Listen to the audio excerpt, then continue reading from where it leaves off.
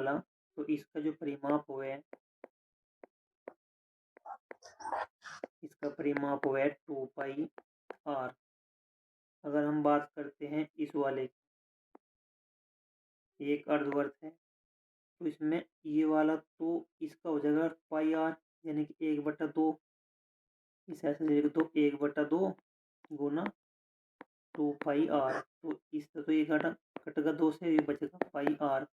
πr कौन सा बचा, ये वाला, प्लस इसमें ये भी रह रहा होगा, कौन सा, जिसे हम व्यास बोल रहे हैं, तो इसे और ऐड कर देंगे, तो इसमें लिख देंगे πr और प्लस में 2r। ये होगी, ये याद रख लियो भैया कि अर्धवर्त का जो परिमाप है πr + 2r हो गए। ठीक है, ऐसा नोट कर लियो, ये सूत्र है इसका।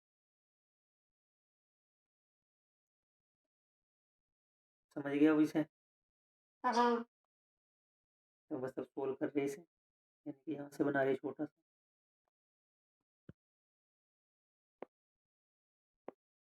ये बन गया एक अर्धवर्त। ठीक है, परिमाप हुआ इसका πr + 2r। ये आपको दे रखा 108। ठीक है, पाई का मान क्या है, 22/7 है ना। 22/7 गुणा हमने करी r + 2r बराबर 108।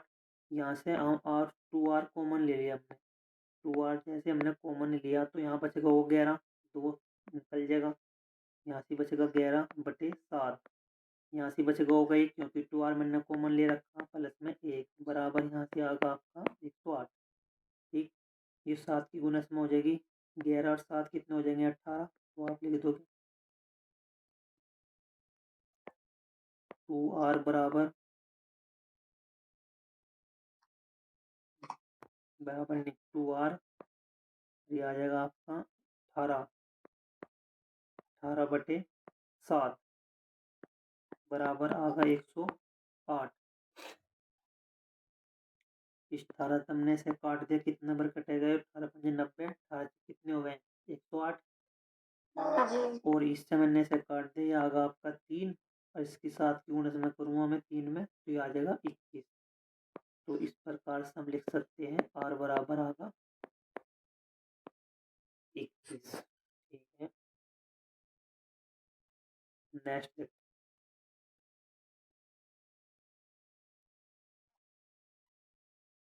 ये वाला क्वेश्चन था। एक वर्त है, उसका व्यास 35 सेंटीमीटर है। ये यहाँ से एक वर्त है, इसका जो व्यास है ये यहाँ पे, ये व्यास पूरा है। ठीक है, ये 35 है, यहाँ से यहाँ तक का जो है आपका 35 है।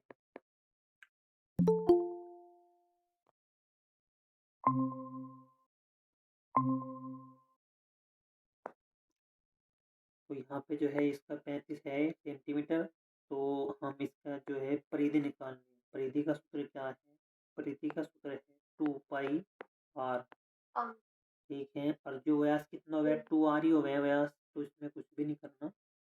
2r का तो मान आपके पास है 2 गुना r, 2r का मतलब है यानी कि 35 ही आ जाएगा ये पूरा, 35 ही लिख लो। तो ये आएगा 35 और गुना आप लिख लोगे 22/7, और 7 7 35 और 22 होगा आपका 110। थोड़ा सा समझ लो से, आपको पता नहीं इसके बारे में।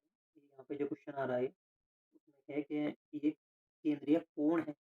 केंद्रीय कोण का मतलब है, आप इसे ऐसे मान लो जैसे आपका एक वर्ग है और इसमें ये है, ये आपका एक मान लो त्रिज्याखंड होगा एक, तो ठीक है, केंद्रीय कोण का जो माप क्या होगी, जिसका क्षेत्रफल इतना है सेंटीमीटर।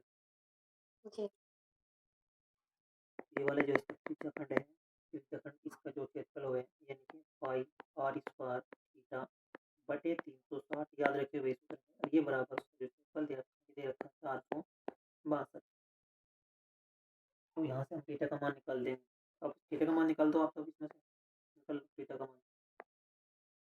इसका 22/7 लिखो, ये मान आपको आर का दे रखा है, ये रहा थीटा का मान अपना आप निकल आ जाएगा, आंसर लाओ।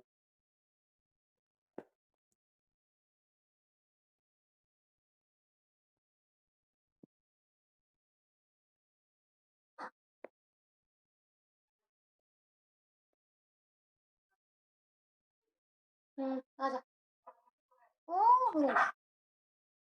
वहां से बंद कर लो अभी।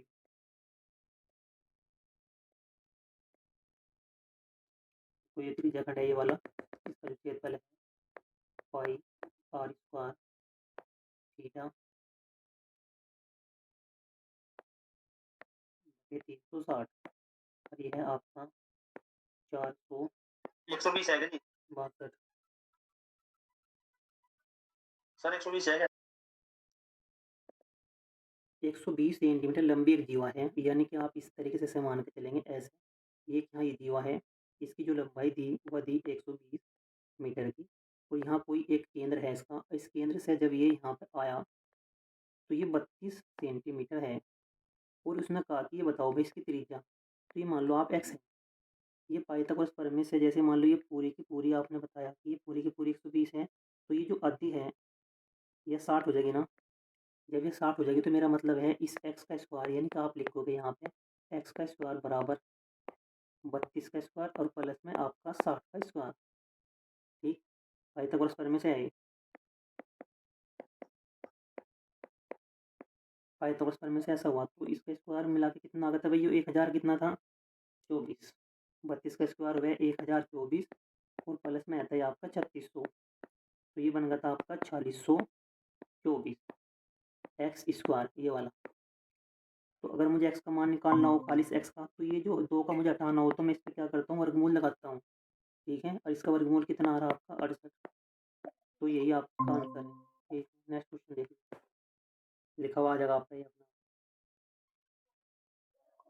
देखिए सवाल अपने आप कर लियो, ये त्रिज्या खंड का है, मैंने अभी जो है अभी करा मैंने त्रिज्या खंड का हिसाब से, इसे अपना आप करके इसका आंसर भेज दियो। ठीक है, अब दूसरा टैग चल जाएगा इसका। 40 सेंटीमीटर। कर लोगे कैसे? 1 मिनट सर। यस।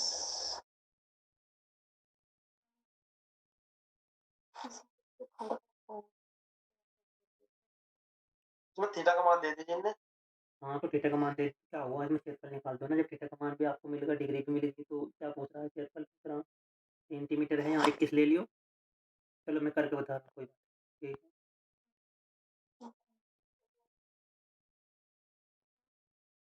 देखो भाई इस वाले में आप क्या करोगे,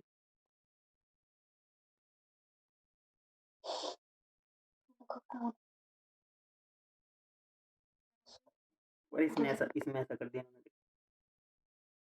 कि यहाँ पे मान लो कोई त्रिज्या खंड है, इसमें इसका कोण भी दे दिया।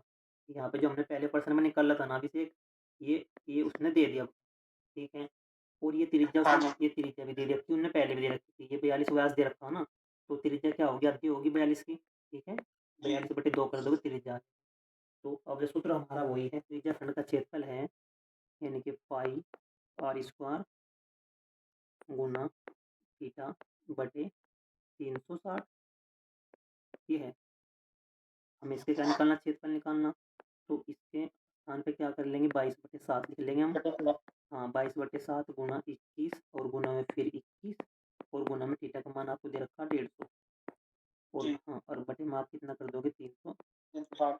ठीक है, चलो अब इसे कट तो कैसे कटेगा ये अब आप काट लो इसे, 0 से तो 1 0। ठीक है, 11 36 7 से काट दो, 7 के कितने हो गए 21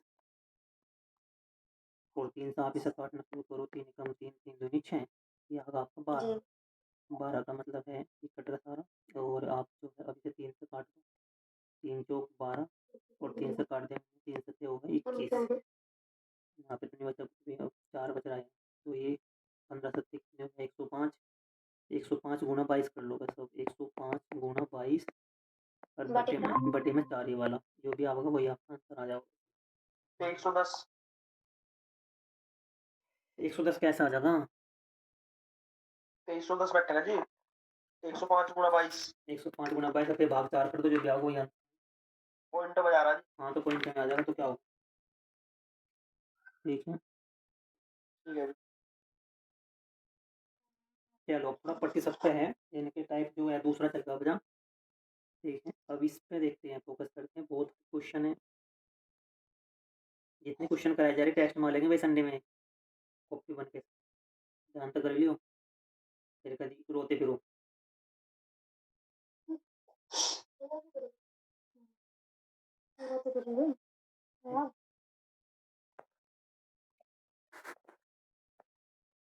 देखो ये है, इसमें टाइप दूसरा है, यानी कि 150 में ही दूसरा नंबर आ चुका। यदि ए जो है बी से 40% कम है तो बी ए से कितना परसेंट अधिक है। जाहिर सी बात है, जब ए जो है बी से 40% कम है तो बी वही अधिक होगा ही। तो इसमें आपको कुछ नहीं करना, यहाँ से लिखेंगे ए और यहाँ पर आपने लिख लिया बी। उसने कहा कि जो ए है ये वाला बी से 40% कम है। अगर मैंने बी को 100 मान लिया और जो 40% कम है तो जो 60 होगा होगा भाई। तब क्या पूछा उसने पूछा कि जो बी है ये वाला, ये ए से कितना अधिक है। भाई ये कितना अधिक है, ये 60 है 100 है, तो मैंने कहा कि 40 अधिक है। ठीक है, ये 40 अधिक है किससे, इस वाले से। बटे में लिखा हमने 60, ठीक, और कर दिया हमने गुना कर दिया। तो क्यों करा हमने, परसेंटेज के लिए सूत्र है ये, सूत्र है या एक नियम है। परसेंटेज लगाने के लिए 100 से गुना, परसेंटेज हटाने के लिए 100 से भाग। तो कुछ नहीं करना, एक जीरो से तो यहाँ से जीरो कटेगी और यहाँ से आपने 2 दूनी 4 लिया और 2 से कितना होगा 6, तो ये बन गया होगा 200। यानी कि आप लिखोगे इसे 200 और 200/3, 200/3 का मतलब आया ये आ जाएगा आपका 66 सही 2/3, 36 18 18 2/3%। यही आपका आंसर इसमें है।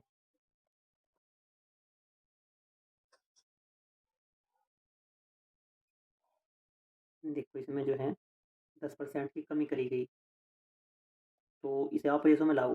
रेशो में लाए आप, 10% को आपने लिख लिया 1/10, यानी कि आप कहोगे कि 10 से जो है हमने 1 की कमी कर दी, इसमें 10 से हमने 1 की कमी कर दी होगा 9। तो इन्होंने कह रहा कि इसे पुराने मूल्य पे लाना, इस वाले पे लाना इसे। ठीक है, तो यानी कि कितने की वृद्धि करनी, 1 की वृद्धि करनी, बस 1 की वृद्धि करनी कितने पे, 9 पे। और परसेंटेज के लिए लगाया हमने, तो और ये आगा 11 से 1/9, यही आ रहा होगा। देखो भाई ये जो है आपका यहाँ पे ये 100/3 है। जब हम रेशो में लाएंगे इसे तो ये हो जाएगा 100/3। और परसेंटेज के लिए क्या करा मैंने, 100 की गुणा करी, तो 100 से 100 घटा, ये आ गया आपका 1/3। तो कहने का मतलब है कम है, एक कम है, यानी कि 3 से जो है 2 है, एक कम है। तो ये कह रहा कि इसका वेतन कितना अधिक है, एक अधिक है, कितने से, 2 से। परसेंटेज के लिए लगाया हमने, तो आंसर आ गया हमारा 50%।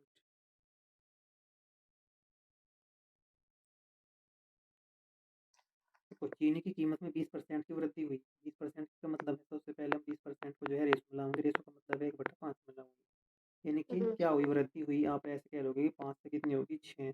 तो अब कुछ नहीं करना, बिल्कुल सेम है कि हमें क्या करना, खपत अपना घटानी, घटा लो खपत, एक ही तो घटानी, कितने पे घटानी, 6 पे घटानी। परसेंटेज के लिए 100, फिर कर दो इसे आप 50/3। 50/3 का मतलब है 16, 16 48 है ना, 16 48, 16 सही 2/3, ये आपका आंसर है। इतने परसेंट जो है आपको अपनी खपत में कमी करनी पड़ेगी, आपको खर्च नहीं बढ़ना। ठीक है, सही है। देखो एक पंखे के मूल्य में 40% से कमी कर दी गई, कम है वो। कमी करने पर उसकी बिक्री में 50% की वृद्धि होगी। पहले तो कमी कर लो, कमी का मतलब है 40% को क्या लिखोगे आप, 40% को लिखोगे आप 2 लिख लो 2/5, यानी कि कहने का मतलब है 5 से जैसे कमी हुई 2 की तो रहेगी 3, और बिक्री में होगी वृद्धि 50%। 50% को लिख देते हैं हम 1/2। 1/2 का मतलब है 2 से जो है वृद्धि होगी, कितनी होगी 3। यहाँ लिखोगे 5 दूनी 10 और यहाँ से लिखोगे 9। तो 10 से पहले 10 रुपये का प्रॉफिट हो रहा था, अब 9 का हो रहा है, यानी कि 1 रुपये की कमी हुई, कितने पे हुई 10 के पे।